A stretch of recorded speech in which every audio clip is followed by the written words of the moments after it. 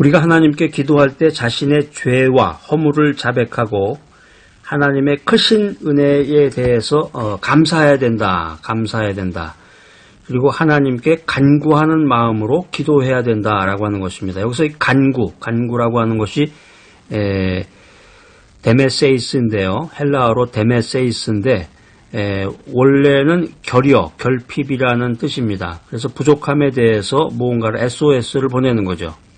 부족함에 대해서 요청한다는 그런 미닝을 갖고 있는데 성도는 자신의 필요를 하나님께 요청해야 됩니다. 하나님께서는 때를 따라서 그의 택한 백성들에게 은혜를 공급해 주시는 놀라우신 하나님이십니다. 오늘 이 메시지 들으신 여러분들, 간구하는 자에게 공급해 주시는 놀라운 창조주 하나님을 믿는 귀한 은혜를 받으시기 바랍니다.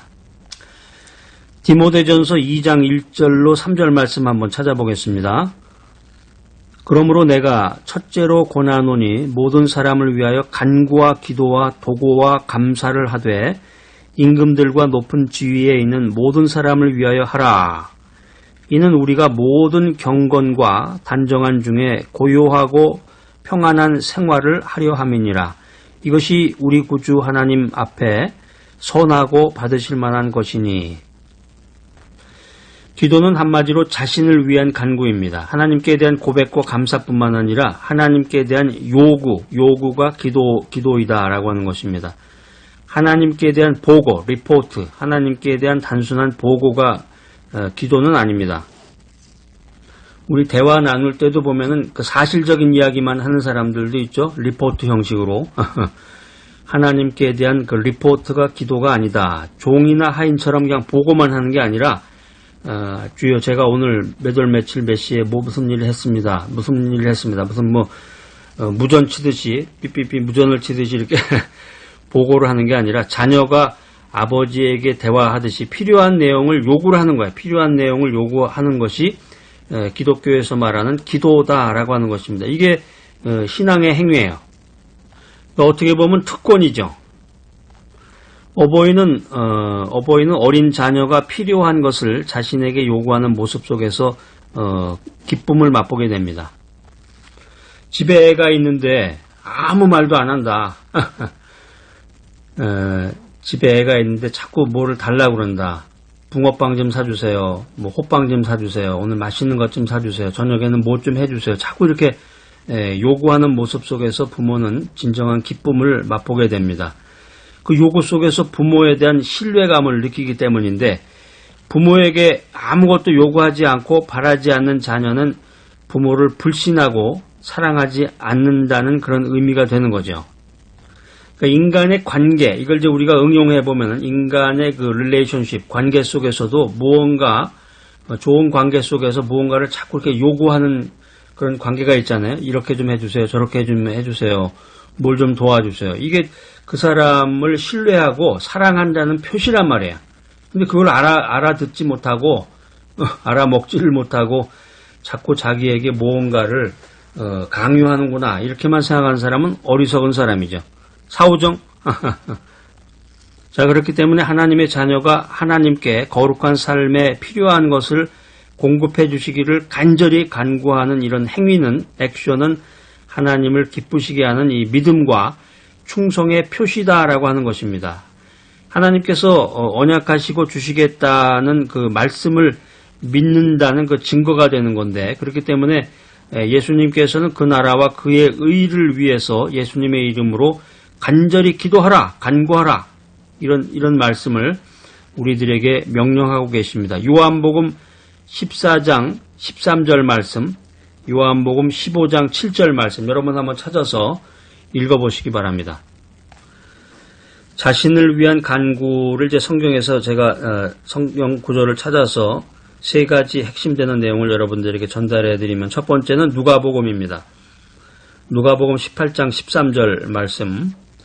세리는 멀리 서서 감히 눈을 들어 하늘을 우러러보지도 못하고 다만 가슴을 치며 가로되 하나님이여 불쌍히 여기옵소서 나는 죄인이로소이다. 용서를 비는 기도를 하라는 거죠. 자신을 위해서 용서를 비는 기도를 하라. 자신을 위해서 기도하라 그러니까 주요 제가 지금 아파트에 28평짜리 아파트에 살고 있는데 50평이 넘는 아파트에서 화장실 3개짜리 아파트에 살게 해주셔서 이런 기도를 하라는 건 아닙니다. 인간의 그런 욕심적인 그런 기도보다는 먼저 용서를 비는 기도를 하라. 그다음에 두 번째는 마태복음 20장 30절 말씀, 소경 둘이 길가에 앉았다가 예수께서 지나가신다는 말을 듣고 소리질러 가로되 주여 우리를 불쌍히 여기소서 다윗의 자손이여 하니 도움을 구하는 간구를 하라는 거죠. 도움을 구하는 간구를 하라. 자기가 몸에 질병으로 인해서 고통을 받는다. 자기 주변에 자기 인생 가운데서 갑작스러운 어려움을 당했을 때 도움을 구하는 간구를 하라. 골로새서 1장 28절 말씀입니다. 우리가 그를 전파하여 각 사람을 권하고 모든 지혜로 각 사람을 가르침은 각 사람을 그리스도 안에서 완전한 자로 세우려 함이니 그리스도 안에서 승리하도록 간구하라. 세상 살다 보면은 사람들 말을 듣게 되고 드라마 보면서 드라마 그 주인공 말을 쫓게 됩니다. 그래서 결국에 가서는 주의 말씀으로 살아야 되는데 말씀 따라 살아야 되는데 예수님이 예수님이 살았던 그 모습을 따라서 우리가 그대로 쫓아가며 살아야 되는데 그리스도 안에서 승리하도록 그리스도 안에서 말씀으로 승리하도록 간구해야 된다라고 하는 것입니다. 자, 기도는 간구입니다. 첫 번째는 자신을 위해서 간구했는데 두 번째는 이웃을 위해서 간구하라. 그러니까 기도라고 하는 것은 한마디로 은혜를 나누고 은혜를 확대하는 그런 행위를 말하는 것입니다. 자신만의 행복이라든가 자기 자신의 이익만을 위해서 기도하는 것은 다른 종교나 미신에서도 얼마든지 할 수가 있는데 기독교에서 말하는 기도라고 하는 것은 이 세속적인 기도와는 그 본질이 다른 거죠. 하나님의 은혜와 하나님의 사랑 안에서 다른 이웃도 동참시키는 아름다운 사랑의 행위가 곧 기도라고 하는 것입니다. 그렇기 때문에 믿음을 가진 사람들은 다른 사람의 영혼과 삶을 위해서 하나님께 간구해야 된다. 내 이웃을 내 몸과 같이 사랑하라. 그러니까 성경 말씀의 성경적인 진리의 핵심은 뭐냐면 하나님을 사랑하라. 내 이웃을 내 몸과 같이 사랑하라.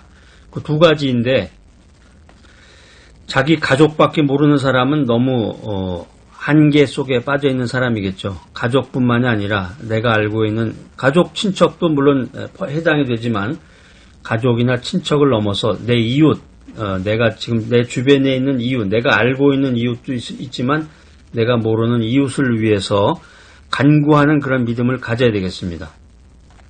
그러니까 우리 믿음을 가지고 있는 사람들도 부족한 점 중에 하나가 바로 이 이웃을 위한 간구와 중보기도입니다.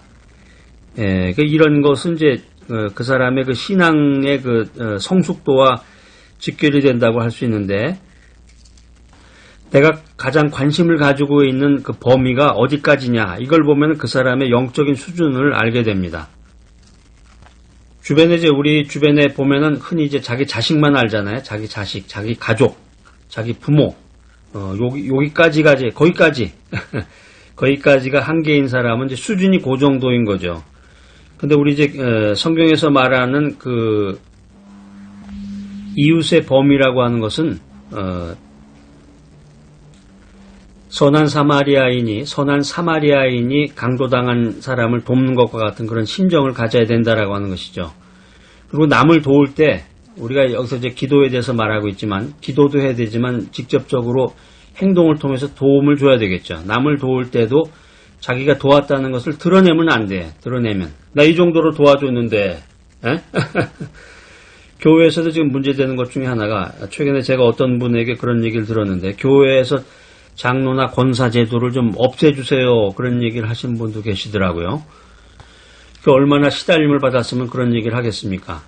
그러니까 남을 도울 때 그 도왔다는 것을 드러내면 안 돼. 자꾸. 그래서 예전에 유대인들이 그 이웃을 도울 때 그 방법 중에 하나가 그 사람이 모르게 돕는 거죠. 그러니까 예를 들면 이제 현대식으로 말하면은 우리 이제 아파트 생활을 많이 하니까 한국에서는 아파트 문 앞에다가 그 사람의 생활에 필요한 것들을 이렇게 갖다 놓고 문고리에다 이렇게 걸어 놓는 경우도 있다고 그래요. 요즘에 그걸 많이 사용하시더라고요.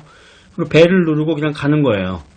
그러면 누가 왔나 하고 문을 열어보면은 그 일상생활에 필요한 것들, 요즘 같은 경우는 이제 뭐 쌀이라든가 뭐 고기라든가 야채, 그 생활에 필요한 것들 많잖아요. 문을 열어보니까 그게 있는데 누가 줬는지는 모르는 거죠. 이게 진정한 그 성경에서 말하는 남을 위한 그 돕는 방법인데, 요즘 현대인들은 그렇지 않고 사진을 찍잖아요. 떡하니. 요즘에 이제 그렇게 종이에다 커다랗게 써가지고 그걸 이제 앞에다 놓고 이렇게 사진을 찍기도 하는데, 물론 그 자체가 나쁘다기보다는 남을 돕고 도움을 요청하는 사람에게 자기가 선한 마음을 표시를 했을 때 교만한 태도로 나가게 되면은 그게 안 좋다는 것입니다. 영적으로 미성숙한 거죠. 한마디로 얘기하면 영적으로 미성숙한 건데, 여러분들 이 귀한 메시지 들으신 여러분들은 이웃을 위해서 간구하고 이웃의 필요를 돕는 귀한 시간을 맞이하게 됐을 때 겸손한 마음으로, 겸손하고 지혜로운 마음으로 다가가면은 여러분들이 하나님을 사랑하고 내 이웃을 내 몸과 같이 사랑하라, 이 성경의 가장 기본적인 그 진리의 말씀을 실천하는 그런 순간이 되는 거란 말이에요. 이게 하나님께서 가장 기뻐하시고 응답 주시기를 원하는 기도의 내용이 뭐냐면은 이웃을 위한 간구다라고 하는 것입니다. 이웃을 위한 간구다. 그렇기 때문에 이 기도라고 하는 것은 믿음과 사랑의 행위요 표식이다라고 하는 것입니다. 여러분들이 진실로 진리에 대해서 관심을 갖고 영원한 세계, 영생에 대해서 관심이 있는 분들은 이 기도가 무엇인가를 올바로 알아야 된단 말이에요. 기도가 무엇인가를 올바로 알아야 돼. 기도가 영적인 호흡인데, 하나님과의 영적인 대화, 영적인 호흡인데, 여러분들이 그 코와 입을 막고 한번 있어 보세요. 누가 목을 꽉 누르고 있다고 생각하시면 얼마나 견딜 수 있을 것 같아요? 그러니까 영적으로 호흡을 하지 않으면 죽는 건데, 계속해서 기도하지 않으면 죽는 건데, 이 기도라고 하는 것이 무엇인가에 대해서 여러분들이 분명히 알아야 되겠죠. 자신을 위해서 기도하라, 이웃을 위해서 기도하라. 이게 아니면, 이게 안 되면은 영적인 호흡을 하지 못하는 거란 말이에요. 하나님께 대한 믿음과 신앙 안에서 기도의 올바른 정의를 찾고 깨닫고 그것을 실천하는 여러분들이 되시기를 바랍니다. 이웃을 위해서 기도하라고 했는데 성경에서 어떻게 이 말씀을 정의하고 있는지 한번 세 가지만 찾아서 여러분들에게 전하고자 합니다. 첫 번째, 에베소서 6장 18절 말씀, 에베소서 6장 18절 말씀. 좀 쪼크로서 주변에 애를 낳지 못하는 그런 가정이 있다고 그러면 이 에베소서를 읽으면 애를 낳는다고 그래요. 에베소서니까. 하여튼 우리가 무슨 방법을 통하든지 자꾸 성경을 읽으란 얘기죠. 성경을 자꾸 가까이 하고 성경을 읽어라. 에베소서 6장 18절 말씀. 모든 기도와 간구로 하되 무시로 성령 안에서 기도하고 이를 위하여 깨어 구하기를 항상 힘쓰며 여러 성도를 위하여 구하고. 이 말씀도 암송구절이에요. 아주 중요한 말씀인데 이웃을 위해서 항상 기도해야 된다라고 하는 말씀이고, 그 다음에 누가복음 22장 32절 말씀. 그러나 내가 너를 위하여 내 믿음이 떨어지지 않기를 기도하였노니 너는 돌이킨 후에 내 형제를 굳게 하라. 믿음이 약한 사람을 위해서 기도하라는 거죠. 아무리 좋은 말씀, 진리의 말씀, 성경 말씀을 전해도 그 말씀을 받아들이지 못하는 사람이 있습니다. 그러니까 믿음이 약한 거죠. 믿음이 약한 사람에게 진리의 말씀을 전해도 그것을 받아들이지 못하는데 그 사람을 위해서 기도해야 되겠고, 야고보서 5장 16절 말씀입니다. 이러므로 너희 죄를 서로 고하며 병 낫기를 위하여 서로 기도하라. 의인의 간구는 역사하는 힘이 많으니라. 이것도 중요한 구절이에요. 암송 구절인데 야고보서 5장 16절 말씀, 병든 자를 위하여 기도하라 하는 것입니다. 그래서 의인의 간구는 역사하는 힘이 많으니라. 그래서 신실하신 분, 또 진리 가운데서 항상 말씀을 선포하시는 분, 그분들을 위해서 그분들을 만나게 되면 기도 좀 해주십시오, 그런 얘기 많이 하잖아요. 그게 이제 이런 야고보서 5장 16절에 있는 말씀을 통해서 그런 생각을 갖게 되는데, 우리가 이제 믿음이 약한 사람, 또 병든 사람들을 위해서 항상 간구해야 되겠습니다.